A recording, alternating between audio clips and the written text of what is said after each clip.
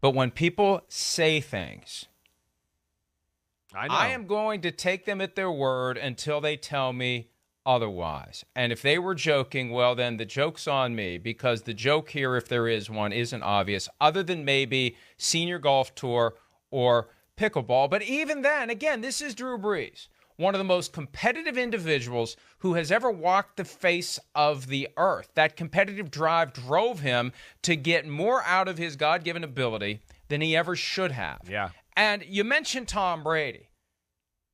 I mean, come on, let's face it. Shake hands, hi, hey, Tom, let's talk out on the field after game. Come on. Two highly competitive guys.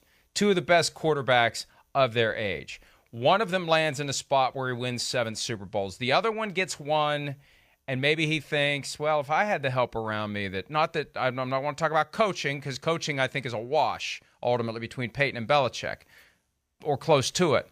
But, you know, they went through the Bounty Gate dark ages. They had 3 years where their defense was just historically bad, and they still were around 500. Then they have this run of just calamities in the postseason.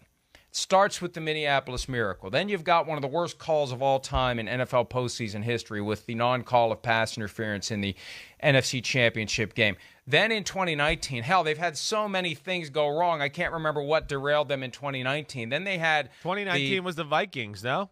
No, 2020 was 2019 was 2019 the push off, the Kyle Rudolph push off, uncalled pass interference. It may have been. It was. Yeah, because 2020 was the Bucks, right? Yeah. Right. In 2020 they're up 7 on their way up to 10 or 14. They were up quarter. 20-10, right? Driving.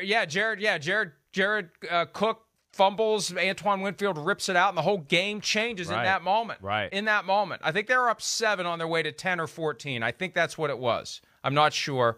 But 4 straight years of just nothing he did. It wasn't him. Yeah. Just circumstances conspire to keep him from getting to another Super Bowl. So he's got to be competitive. And Brady's still playing. And Brady's getting handed $375 million when he's done absolutely nothing to prove that he's going to earn a penny of it. He could be as bad as Joe Montana was. We don't know. Yeah, maybe he won't be. Maybe he will be. But Fox is making one hell of a bet.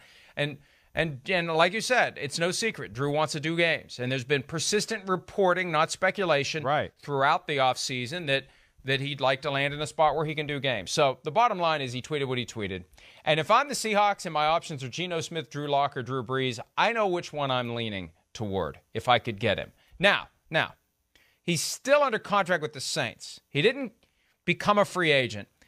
He had a contract with those dummy voidable years on the back end. He retired post-June 1 of last year. So he's technically, I am 99.9% sure, on the Saints reserve retired list. So it's not like he just walks into any other team he wants to. I'd like to think the Saints would release his rights if he said, please, may I go elsewhere? Unless the Saints say, oh, well, Jameis Winston and whoever else we have under contract here, yeah, Drew, come on back. You can run this offense. Even though Sean's not here, you can basically be the player coach of the offense. And Dennis Allen will take care of the defense. Yeah, come on back. But regardless, I agree with you. I don't think it's going to happen. And maybe this was just his frustration becoming manifested because somebody else set the narrative. Right. Somebody else put it out there before he had a chance to do it the way he wanted to. That may be the easiest explanation. But still, I like to hold people to their words. Because if we start giving people a pass before they even say, I was joking, I was kidding, I was whatever, it's just life is complicated enough without giving people the benefit of taking them at their word. Yeah, hey, listen, it's Drew Brees at the very least, like you're talking about. When he says something like, hey, I might play football, and his last year of football was not all that bad, and they were one of the better teams in the NFC, and he was a quarterback of that football team, yeah, it's not that crazy to sit there when he puts out a tweet like that to go, wait, maybe would he do that? And, you know, I say this with all due respect, he's the type of psycho that would think about doing that. He is. That's why he's great to the way you explain. He's a psycho. I mean, he loves the sport. He talked to me last year. I'm going to share this. I don't know. He might get mad at me, but I know when he was thinking about it, he went in the backyard and was like, let me throw some balls and do all that. So, you know, again, that itch, is it completely gone? No. As I've told you before, I lived with a guy who played for 15 years, and I don't think the itch really left until maybe 2 years after he was completely done playing football. And I could still see there being a little itch there for Drew Brees, but it does look like it was a reaction at this point to me. And I think, hey, we'll talk about it because it's Drew Brees. And when you say that, you're right. We're going to hit on it. I don't think there's any way to avoid it. But I think that's as far as I would go right now until I hear something at least a little more substantial from him or somebody in the NFL that he has been calling around. It is on his radar once again. Then we can really have a lot of fun and unpack it a little bit. Closure is very important to every athlete, really pretty much anyone and everyone. Something you do, something you've done for a long time. How do you properly land that plane? How do you get the closure you're looking for? Yeah. And right. And do you walk away too early? Do you walk away too late? How do you walk away at just the right moment? I'm sure that Drew Brees would have loved to have done what John Elway, Jerome Bettis, Peyton Manning, Michael Strahan did. Win the Super Bowl, and you're gone. Perfect way to have closure to your career. You go out on top. It was perfect for John Elway, especially. All those years of futility, back-to-back Super Bowls, wins one, and that would have been the perfect time to walk away. And he says, come back for one more, and then wins another and walks away. That's perfection. Right. That's perfection for John Elway. And that's, I think, what they're all striving for, and some are going to get it. Very few are going to get it, and the rest are going to be looking for it. I keep thinking of this quote from Tom Brady from December of 2021 when he won the Sports Person of the Year award from Sports Illustrated. I imagine not playing, and I imagine watching football on Sundays going, these guys suck. I could do way better than that. And then still knowing in my heart that I could actually still do it. If I stopped, I think I'd have to find something else that I'm pretty good at. Look, I don't think it's reckless to say Drew Brees is probably thinking the same damn thing. Sure, Number one, sure. I spent a year watching a bunch of guys play thinking I could be better than that right now. And number two, I want to find something post-playing that I'm pretty damn good at. And I think it's calling games. Well, how do I get a spot? The musical chairs thing, it's winding to a conclusion. And if there's going to be a spot in 2022, there's some uncertainty at the top of the Fox lineup. Maybe there's a spot there. So, or pickleball or senior golf. And again, it sounds like a joke, but if he wanted to do it and he committed himself to it the way he committed himself to football, he would end up being pretty damn good at it. Sure. That's why I don't see much of a joke there, because this is, like you said, he's a psycho. He's going to do whatever he has to do to master whatever it is that he chooses to do. Yeah, no question. He can't play the senior golf tour, though. He's not 50 years old, so he's got to wait there. He's got to make the real Well, he's PGA got tour. 7 years to get ready for it. He's got 7 years. But yes, he is. But also within that psycho, I think this is the type of psycho that would look at that news that breaks on Sunday and be like, what the hell? I wasn't ready for this to be released, or maybe not all these details are figured out yet, and I could see him being the psycho to go, hey, you know what? I'll let everybody kind of know what I'm going to figure out with my own life. So I could see that going either way there. As competitive as he is, certainly.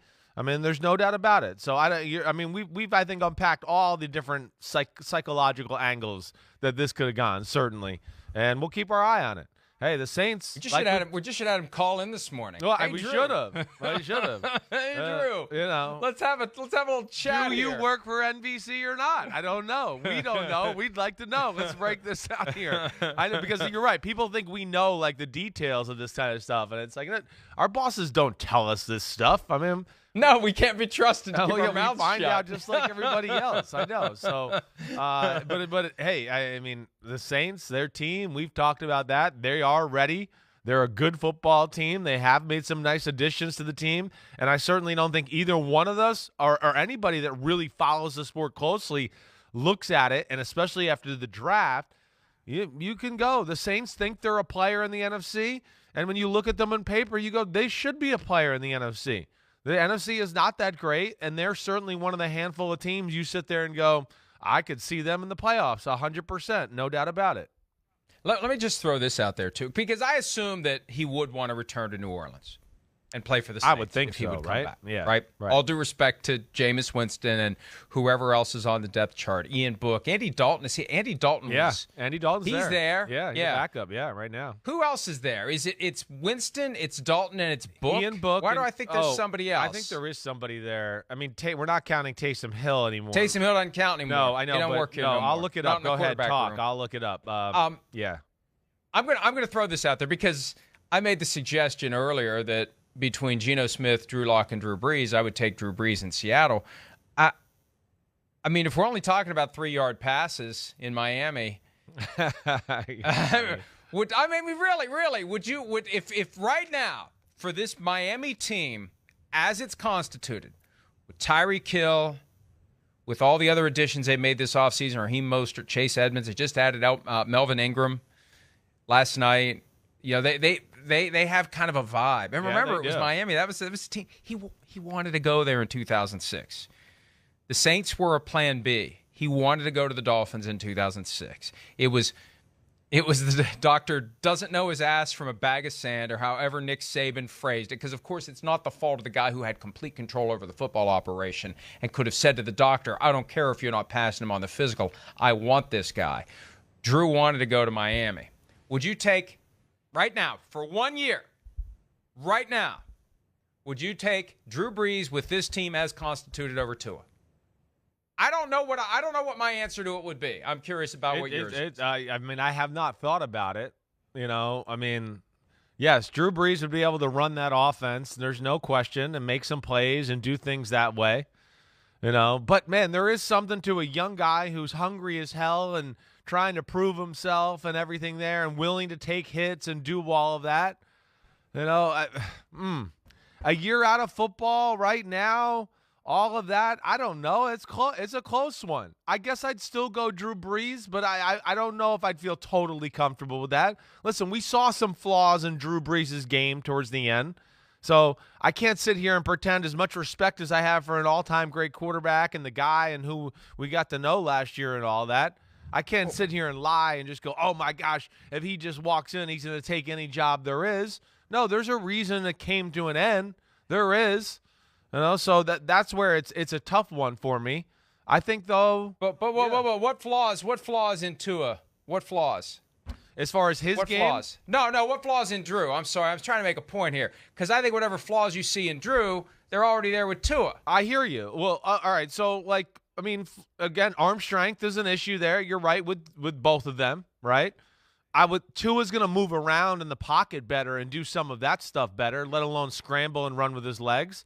And what I always worry about, because what we see even from the GOAT in Brady or anybody else, we see it in Big Ben Roethlisberger, when you get to the age of Drew Brees, Ben Roethlisberger, Tom Brady for the most part, there is a part of preservation mode like we've talked about. You know, again, Brady's really awesome still, but every game he gets pressured on, man, that game gets shaky as hell in a hurry. Just like the NFC divisional game. It was going to be 45-0 if the Rams didn't just stop dropping the ball and go, here you go. So those are the things I would worry about, you know, when you just come back out of nowhere and try to play. The mental stuff and knowing where to go to the ball, I know Drew's going to be all over that stuff and more advanced than Tua. It's just some of the other stuff that, you know, I'd want to see at least. Can I see on the practice field? Can we get a workout? Something like that. I think that's the key. If this is something that he was even thinking about, he would need to be out there today working and ASAP trying out for a team somewhere. Yeah. Showing what he can do. Yeah. All right. Hi, I'm Mike Tirico, and thanks for watching. Make sure to hit subscribe for the latest news and highlights from NBC Sports.